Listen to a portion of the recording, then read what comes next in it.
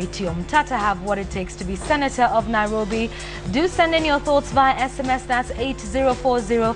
Leave your name and your location so we can be able to engage with you on our show this morning. You can also send in your tweets at KTN Kenya, at Yvonne Okwara. Let us know what you think as we get the chance this morning to speak to him one-on-one in person. And he joins me now. Okoiti, thank you very much for joining us on the show today. So an interesting turn of careers for you. I think most people remember you for training yourself at Vigilance House and doing the same when there was the FPE scandal in the Ministry of Education. Tell us about what now drives you into politics proper. I think I want to go onto the policy side of things and pursue it with a passion so that some of the issues we see and I've been protesting for a long time. I've had some successes, but I also realized the limitations of the protest on the street. And like, instead of looking for a cure, we try to prevent the problem so that nobody has a reason to try to protest. But I'm not saying that the protests are useless, because I remember when I first took action was in 1994, when I almost single-handedly made a one-man demonstration in Nairobi against the attempt by the Kanu regime to grab the 6-acre plot between the Kenya Broadcasting Corporation and the University of Nairobi, where the Kenya National Theatre stands. They wanted to knock this plot down and build multi-story buildings on it. I took a stand, and eventually, initially we were many, and that's when I realized that sometimes when you act alone, you act well, because we were a group of about 300 people, and when we decided to say we were going to demonstrate, and the GSU trucks appeared on the horizon, everybody disappeared. I remained alone, and I did the one-man demo. So I was arrested. I went on a hunger strike, and I think the result is that the Kanu regime retreated, and the theater stands today. So there's power in the protest. But I also think that we should be able to prevent protests, so that at the time people will be protesting are put productive use, and that's why we must get policymakers and legislators who can intervene in matters that affect the people, so that the people can be able to go on with their lives and be prosperous. Because I believe in material prosperity, I want to see rich Kenyans. When I look at the Nairobi population, which is the most affluent in Kenya, I find that about 80% of our women are not well groomed. They can't afford to go to saloons. They can't that's a sign of poverty. So when your women cannot go to saloons, they cannot do anything, that's slaving, then there's a big problem in the population. And those are the things I see, and I think that the poverty that is destroying Kenyans today is not God-given. It's man-made through bad policies and bad practices like corruption. Okay, so you believe now moving from a point of protesting about what's not happening to actually being a part of the process of making policies in this country. Let's talk about your party choice and your alliance choice as well. Why Ford Kenya? Why CORD? Well, I think in life I'm guided by a few things. In matters of faith and morality, I'm guided by the teaching of the Catholic Church. In matters of justice, I'm guided by the Constitution and the laws interpreted by the judges. In matters of politics, I'm guided by political persuasions made by my political party. I'm a member for the Kenya I've been a member for a long time. So when the party leaders, I'm not a party leader, I'm just an ordinary member. When the party leaders negotiated and agreed that they were joining the CORD coalition, I had an obligation to toe the party line, because I don't think there was anything moral or immoral in it. It was a position, and if you look at this constitution, you look that all people engaged, be it Jubilee, be it Amani, be it CORD, are not enemies, but they are partners, trying to articulate a position that will move this country forward. Okay, let's talk about the history of civil society and activism in this country, which was quite huge in the 90s, earlier on when we're trying to get multipartism, and even after that, just trying to keep the government in check. Let's talk about that for a little bit, because a lot has been said about civil society. Many of them have moved into government, particularly starting from 2002 when we had Kibaki coming in, and people then saying that if everybody moves from civil society into government, into parliament, then the civil society is now what it is, not as strong as it used to be. And you are one of those individuals moving from activism into trying to be a senator. What are your thoughts on that and the civil society as it stands now without some of the key figures like yourself? I think first of all, you have to understand what civil society is. I think civil society is that space between, I'm sorry, I'm not yet familiar to talking without my teeth, some of my teeth in my mouth.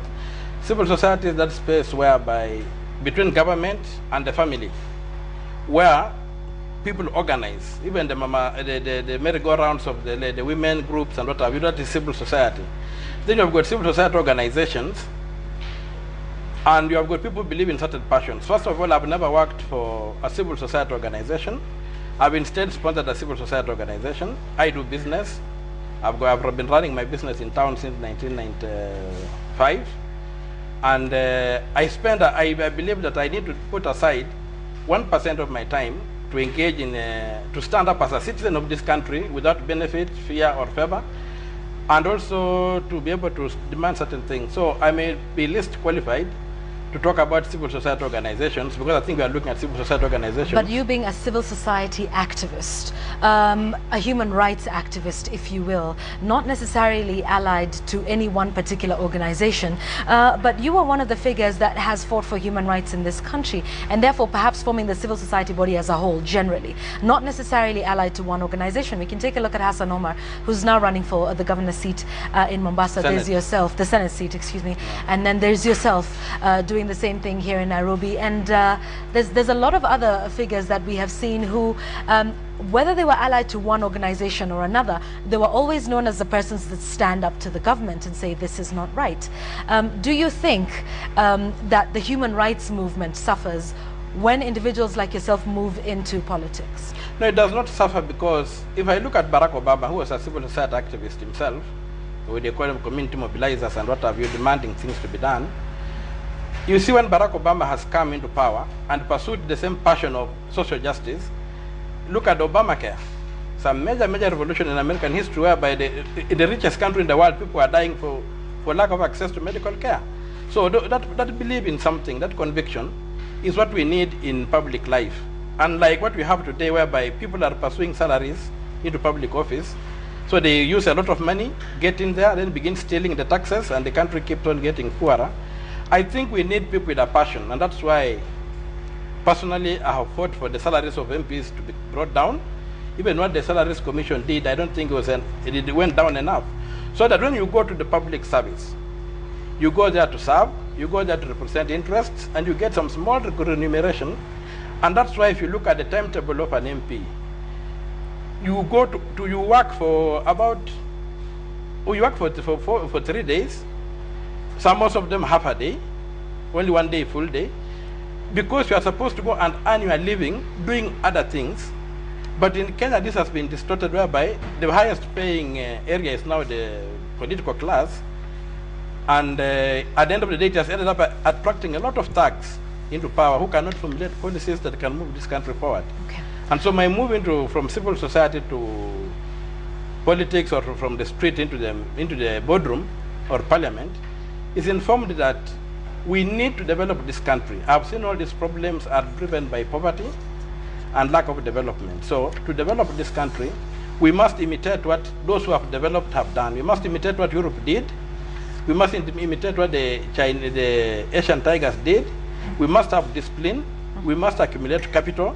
We must prioritize wealth creation so that business becomes the drive of industry. In Nairobi today, you'll find that many business people are crying that when they pay taxes, they're supposed to get some rebates, like VAT. They are never given. And all these things bring the environment down. So my desire to go into the Senate, which is both a legislative position and also a watchdogging position, is to ensure that we position Nairobi and we position Kenya as an attractive business center and competitive globally. And two, we also ensure that we engage in projects that bring people out of poverty, so that people don't depend on charity. If you listen to a lot of people that have been on the campaign trail, the other day I went to one of the informal settlements, and I was shocked. I was invited to, I found them having lunch, and I was invited to eat. I sat down to eat, and for the first time in my life, I ate ugali with salt water in Nairobi. So you can see that situation. And that's why you find that activism is like an aspect of charity, that you intervene. So that you find these people, they destroy their homes, they have no schools. A lot of children are not going to school in Nairobi. You find that people talk of free primary education, but you find that the cost of uniforms for schools are controlled by cartels. Okay. You cannot, so we need to intervene at a policy level to remove these things so that we rely less on charity. Okay. And move more on justice. All right, making it a little bit more sustainable. Let's talk about Nairobi being a big county, getting allocated a lot of those resources. Perhaps in your days as, fighting for human rights, is the system of devolution, are you happy with it, and what would your plans be for Nairobi? We know the role of the county governor, and we know the role of the Senate in terms of overseeing how that is done, and policies and money allocation and distribution. But just tell us where you would like to see Nairobi if you emerge winner. I would like to see Nairobi where New York is. I would like to see Nairobi where Geneva is, because Nairobi is a United Nations home. So it must compete with New York, it must compete with Geneva. And I will say that the senator's biggest role is that you are a people's watchman. And being a people's watchman, I will try to ensure that public assets are respected. Because if you look at the development plan that was developed by Magic Mwangi, the former mayor, in 1993, the Nairobi we want, funded by the UN, all the solutions are there. But when you ask them why have these things not been done, they tell you when resources become available. But when you follow and you ask where are the resources, you find that the resources have been stolen. So the biggest problem that Nairobi has and Kenya has is corruption, the theft, being ruled by thieves, the stealing of public money. I have no money to say when I go to the Senate, I'll do this, I'll do that, I'll do that, because I must use the people's money. This morning, people are buying paraffin, people are buying matchboxes, people are buying cigarettes, people are riding on matatus, all these people are paying taxes. Those taxes must come back to better their lives. And what are the key areas that you think would be important to focus on in the county of Nairobi when it comes to funds that you will be allocating to the county? First of all, the funds that are allocated to the county, against the problems Nairobi has, are very little. Nairobi will get about 15 billion. And what are some of those problems that you think need to be addressed? The major problem, there are symptoms. The problem is a good governance, but this has come up in terms of symptoms whereby you find there's an acute shortage of decent housing, especially for the low and middle income. There are no adequate schools for people. There are no hospitals in the states. Even women who cannot deliver in safe environments. You find that the environment is very dirty. People are extremely poor. There are no jobs for the youth. There are no jobs for women. So all these things are things that are coming up. And if you go back to independence, they were classified as poverty, ignorance, and disease, which are still the problems of the poor management of the city and the poor management of the country. So my interventions would have some very specific interventions that, like on housing, I really believe that the government must intervene heavily to provide. And how would we be able to do that? Because there's a huge shortfall and a huge deficit. No, the huge shortfall and deficit is caused by corruption. For example, in Nairobi alone, when you look at the statistics given by government, 60% of the revenue collected disappears where? Into people's pockets. It is stolen. So Nairobi is running on about 40% of revenue collected. When you go to the national government, you are being told, at one time I made in 2009, I think on one of the television shows, I said that Kenya is losing, from my estimation, we're losing about 200 billion shillings from the budget every year. I was called an alarmist, but today you find that the Auditor General and even the Minister of Finance has confirmed that we are losing 300 billion shillings a year. So you would this is money that if we eliminate corruption, and let nobody cheat you that there's any other way, if we eliminate corruption, this country can be turned around in a way. To me, corruption. And what's the problem with tackling corruption? We have the Ethics and Anti-Corruption Commission. We have laws that are in place. What is it that prevents us from actually, tackling this issue? Is it the lack of political will? We are a country of people ruled by the law. We are not a country of the law whereby people like the law is there to serve us. So the important thing is to come up with systems whereby the people are in charge. You find that corruption cannot be fought by institutions. Corruption has to be fought by the ordinary people. Some of these institutions are duplicitous, like the Anti-Corruption Commission. To me, is a waste of taxpayer money, because it's just like a show of. It's just like I've engaged with it. Right. I've taken corruption cases to it. They don't act. They don't do anything. Right. That's so legalistic. So what is the solution then? The solution talking about is what's to not empower working. The people. How does corruption occur? Yes. It's what we must understand. There's corruption on the side of revenue, whereby today you cannot go to the Kenya Revenue Authority and be told and confirm that when they say we have collected so much, there's a mechanism for verifying that.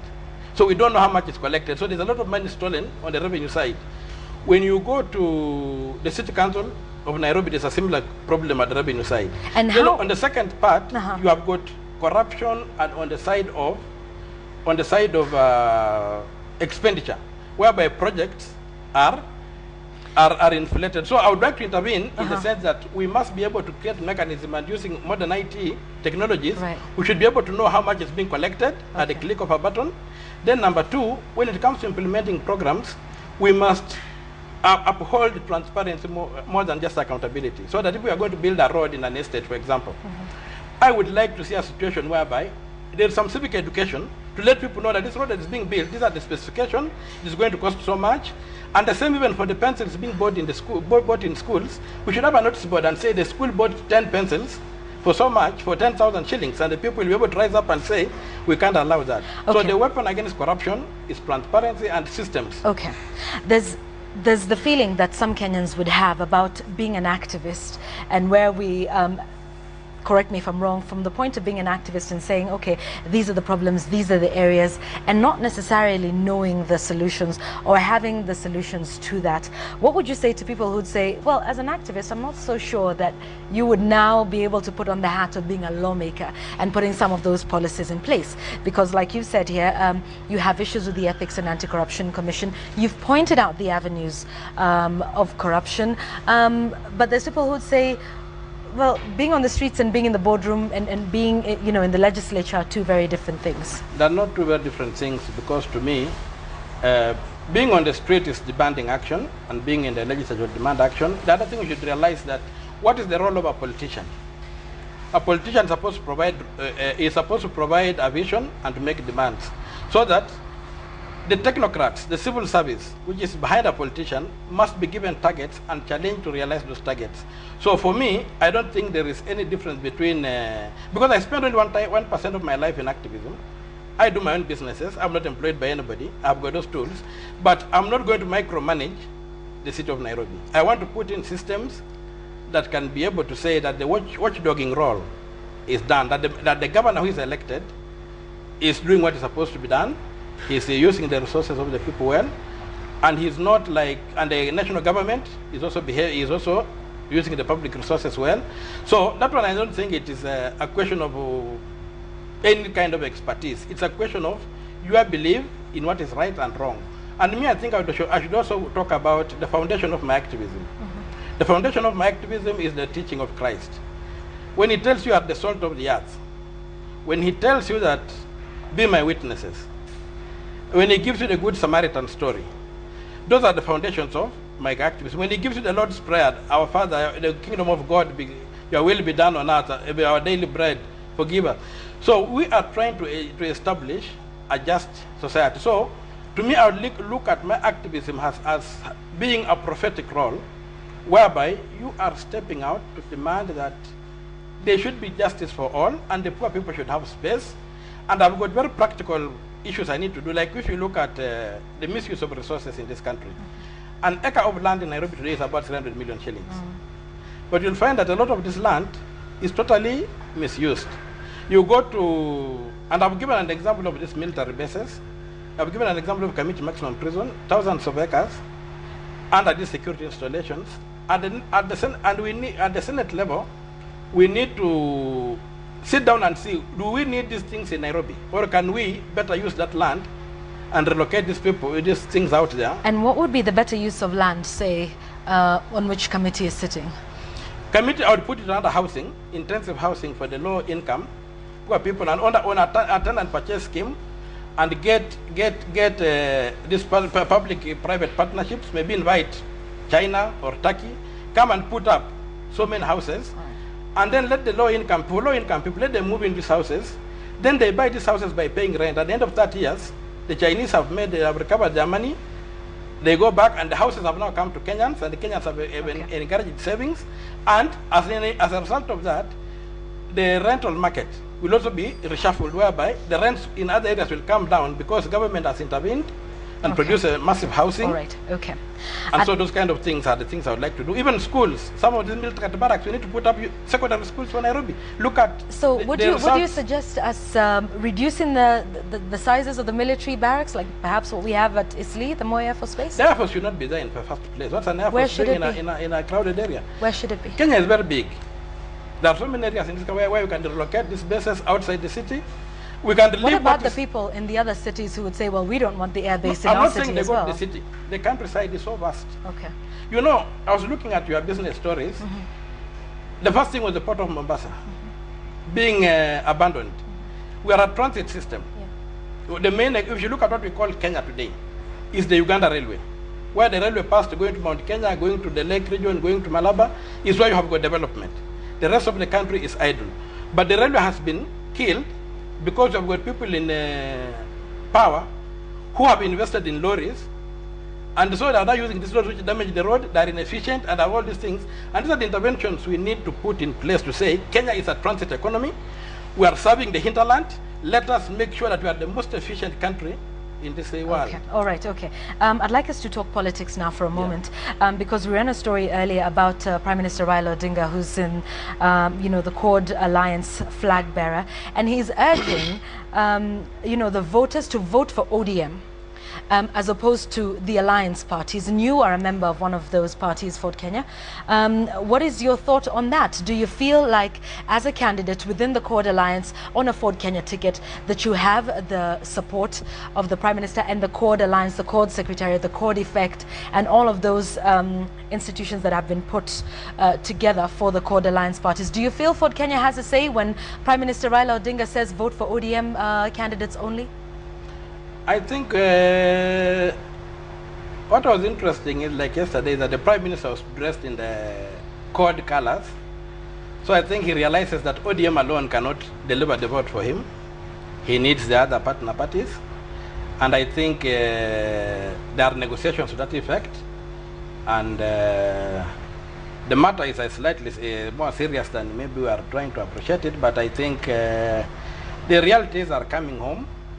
The Ford Kenya aspirants had called a press statement today, this morning, but it has been called off because there has been intervention from the party headquarters, from the Accord Secretariat. So did you agree with that statement, Omtatah? The one of him saying vote for ODM parties only. How does that make other parties feel?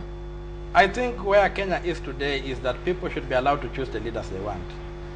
And the leaders being imposed by whatever mechanism is unacceptable.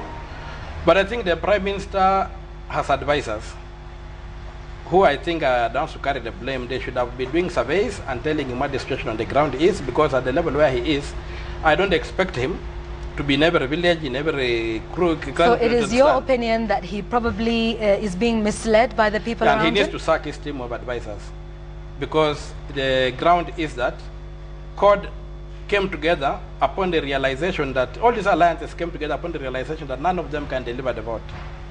So they came together and formed alliances, and I think in the CORD group, which is totally behind the Prime Minister, we have got the key partners are ODM, we have got Wiper, and we have got Ford Kenya.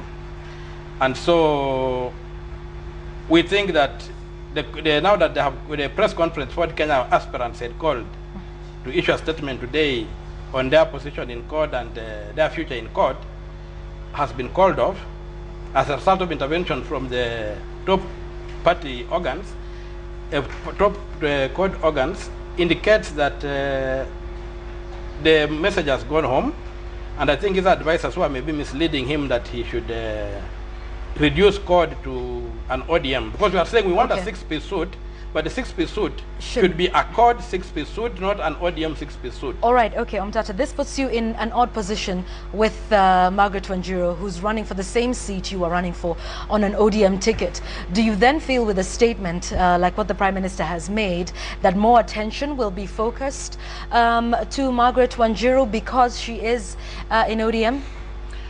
No, I don't think it will work like that, because when I decided to run for the Senate seat, was right even before we passed the Constitution. And if you look at some of the things I wrote, were a lot about the Senate in my articles that I've been writing in the newspapers and what have you.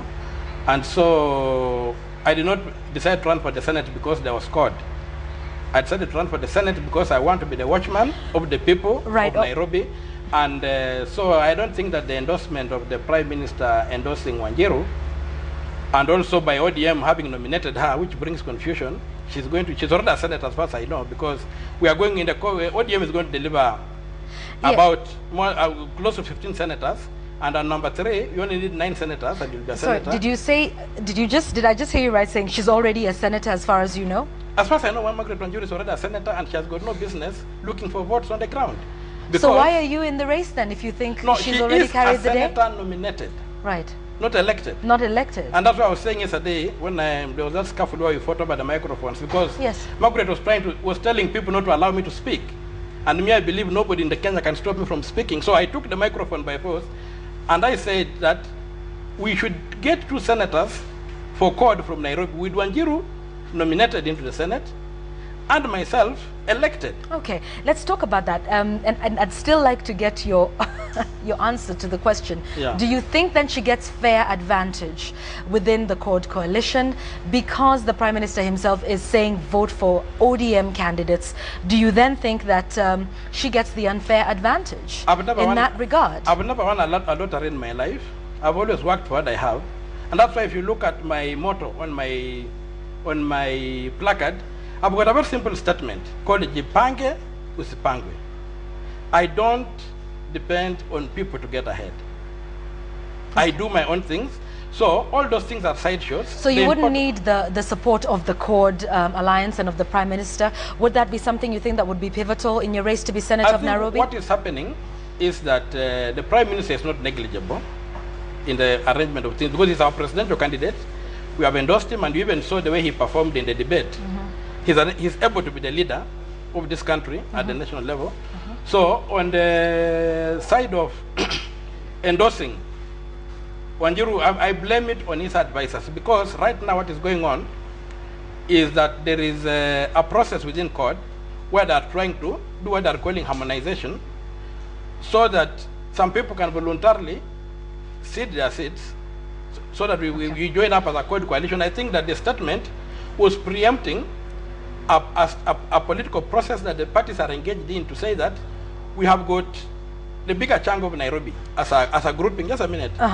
But we have too many candidates, and therefore we should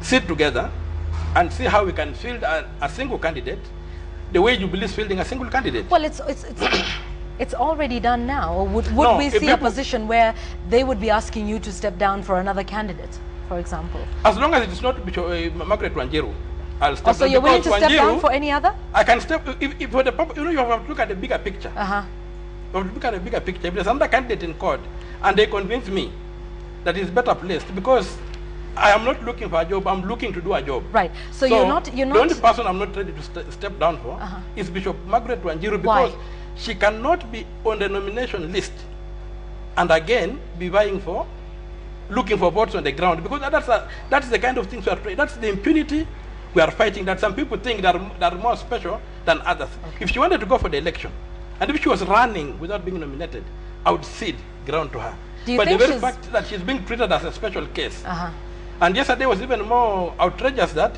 she's being endorsed alongside her son, and our Ford Kenya candidate for Madare had to disappear. He's a lawyer, and up now we have not been able to reach him from the scene. We don't know what happened to him. This kind of politics is not acceptable, and that's why I'm saying that, me, as far as I'm concerned, my contest is between myself and Sonko. Wanjiru is already in the Senate. Okay. She's only playing a spoiler role. Okay, all right, okay.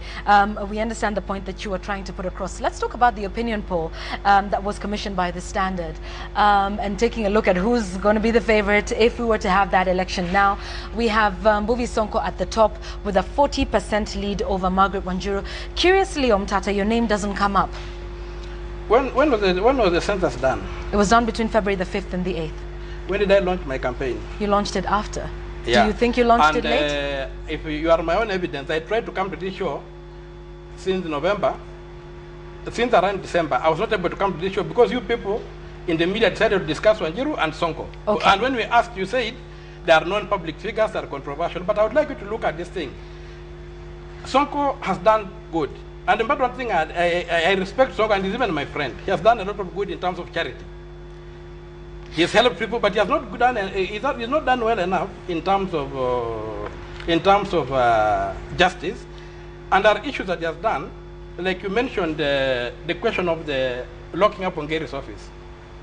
It is Sonko that made us fail in our agenda because the petitions we gathered that were supposed to go to Parliament to be discussed. When we were in the police cells, he's my friend. He came to the police cells. Incidentally, he brought me a carton of cigarettes, not food, which is a characteristic of maybe he was mocking the police. But he came there, and now, after that, we needed an MP to table this document in Parliament. We're talking about 4.6 billion shillings. He signed, and you have got evidence of that. He signed that he would do that, and we gave him the documents, and then the documents disappeared in his hands. So you find that when you get to a situation like that, then I agree that Sonko is good for charity, has done a little bit things, but he cannot cover the entire country. Sonko cannot give us 4.6 billion shillings. We must pursue the state to fight corruption. So me, what I would like Sonko to tell me, where did he take our documents? Right. And I would like a debate whereby we meet with him. I know he can't defend himself now. I would like an arrangement maybe within this week. We meet with Sonko here, and I ask him those pertinent questions, because you cannot take petitions you have taken 30-day collecting and you disappear with them. There's no trace of it. But you had the document as well. Which one? The one you're talking about, the petitions that he signed as the Did MP. you try to use other avenues? Was Sonko the only person who could present it in Parliament? The document has a section to be signed by the MP presenting them. Right. He signed, he filled his name there and signed. And he took this document. He took the originals. We have got the copies. He took the originals. In Parliament, you take originals. He took the originals and he disappeared with them. What we have is his original signature on the copies that remained with us. Understood, Omtatah. Did you find any other avenues? When he disappeared with this thing, he needs to tell Kenyans, what was he compromised? And can he be trusted to be a watchdog in Nairobi, whereby billions and billions of shillings are being stolen? Look at my teeth. They were knocked out on 8th of November because I took some characters to court. And they were trying to pressure me to bring the case out, and we shared the loot. Okay. I was beaten up. I was nearly killed because of standing up. And I think that I have acted as a private citizen, and I've been able to achieve so much. Saving 10,000 acres of carry land in Naivasha. Okay, all right. Saving 1,000 acres of land in Busia. Saving a lot of work, getting many people, including policemen, back into their jobs as a private citizen. If I'm given state power, with my recognition that it is state, it's only the state which can reform the state. I am telling you, I'm the most effective watchman that Nairobi can have and Kenya can have, because I have got conviction, and my conviction is not based on my own beliefs or the exercise of my mind. It is based on the gospel of Christ, that let there be justice. Okay, all right. Thank you for that. Yeah. Back to my question. I was talking about the opinion poll. You recently released your senatorial bid, as opposed to the others who had declared their interest in the seat very early. You mentioned the fact that you did try to get on the show. That's granted. What other avenues do we have where you've popularized yourself? What I'm asking is, do you think you are as popular as the other candidates? If not, why not, and what are you planning to do about it? Or do you believe in the opinion polls at all? Your definition of popular, but I think I'm known. I'm a brand. I don't need introduction. I've gone around and people know me. Even there's one time we were doing some retreat in a very hidden part of Mariakani, and then I go to the Omatatah. Everybody in the Omatatah recognized me. Then I said, well, I have recognition. All I need to go out is to turn out this vote. And I think my agenda for the poor people of Kenya, which I have stood up and pursued from my student days, to this time when I'm still standing up for it, is an agenda that is popular with people.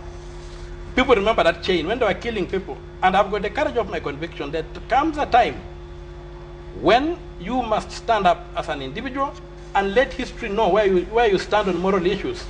People are being killed. And I remember when I changed myself on the police station and I called on the Prime Minister and the President to resolve the impasse politically, to stop having Kenyans massacred for nothing. And I'm happy that that's what eventually happened with the Nani process and what have you. Because people vote and go home. These politicians must not kill the innocent people. The problem of Kenya today is poverty, not tribalism. And the poverty is caused by those bad systems. You have just seen your business news. Everything's not working. This country is specifically located. We have a lot of resources. If we do what the Europeans did, just by being efficient, by being disciplined, by accumulating capital, by investing, by enabling our local investors, and by respecting our taxes and using them to make sure that we have a functioning public transport system. We have got proper housing whereby everybody can afford. I go to the informal settlements, Mabati houses with a floor made of mud, going for 2,500 shillings. These are people who are working and earning 3,000 shillings.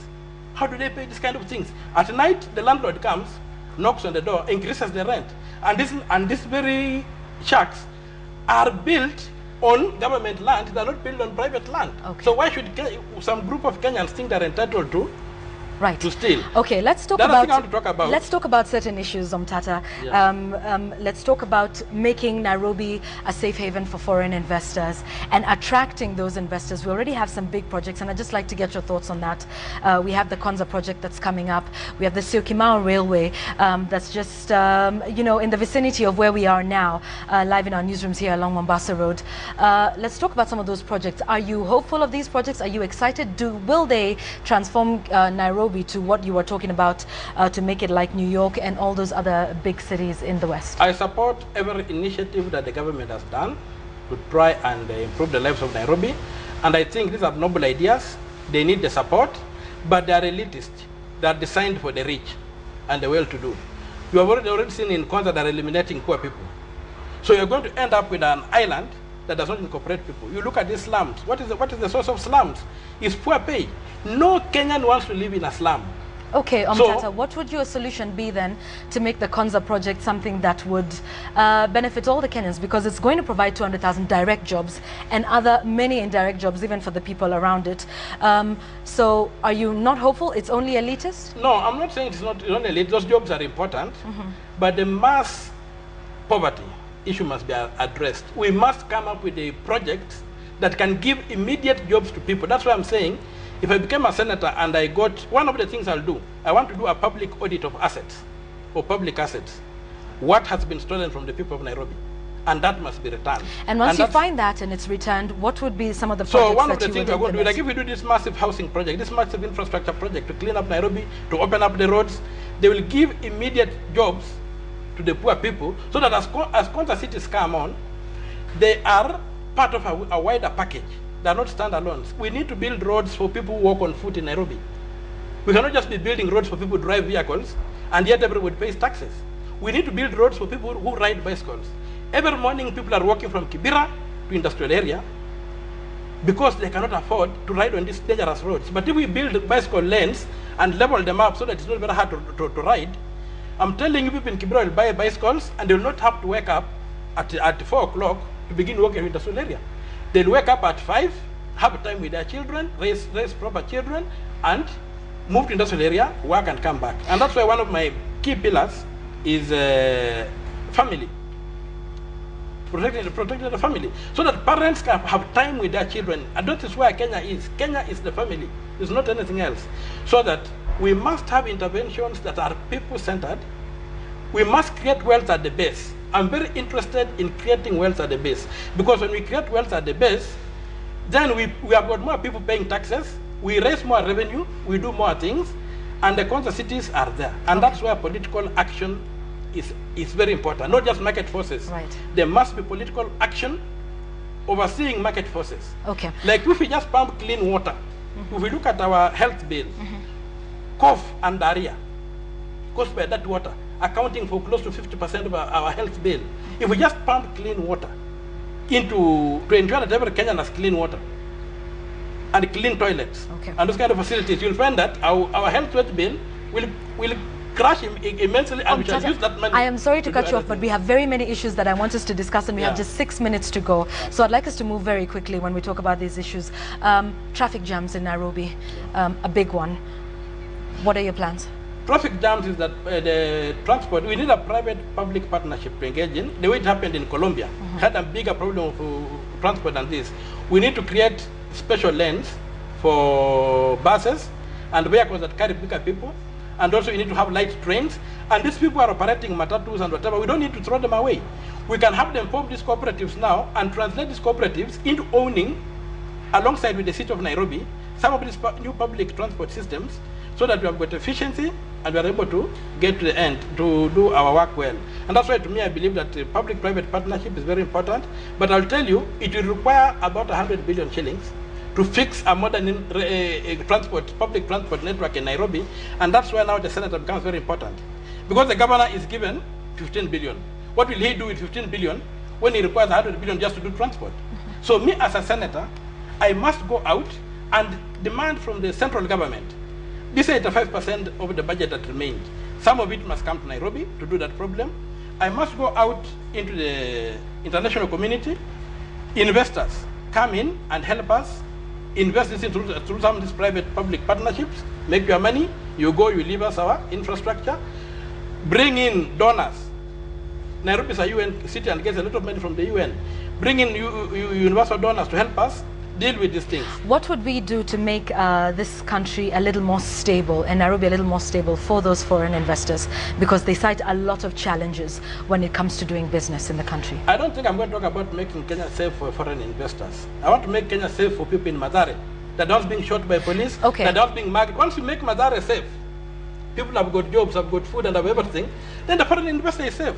But to try and create a corridor, you see, a special corridor, sanitized and everything for the foreign investor, when we talk about you leave the Kenyan masses out. Kenya is for Kenyans. And the Kenyan investor today is what I'm interested in. That's why I've been fighting against the EPA, which is trying to force the Europeans to bring and sell their agricultural products Omtatah, here. we're just going off the response that you had before. Yeah. You talked about foreign investors. You talked about Kenya, Nairobi being a UN headquarter. But not exclusive. Allow me to finish. Okay. So that is what you spoke about, and you spoke about making this a little bit more safe, and not in terms of just security, but in terms of them feeling that they have enough for their investment and that they will get return on that. And that is my question to you. How do we make sure that for these foreign investors, and Nairobi being a UN headquarters is very important as it is for the safety of those people in Mathare. So we're just talking about making that, and you've talked about Mathare people, and you talked about just making sure that their conditions are also as humane and as safe as possible. So let's talk about foreign investment now in Nairobi, in the city. How do they feel that their investment is safe?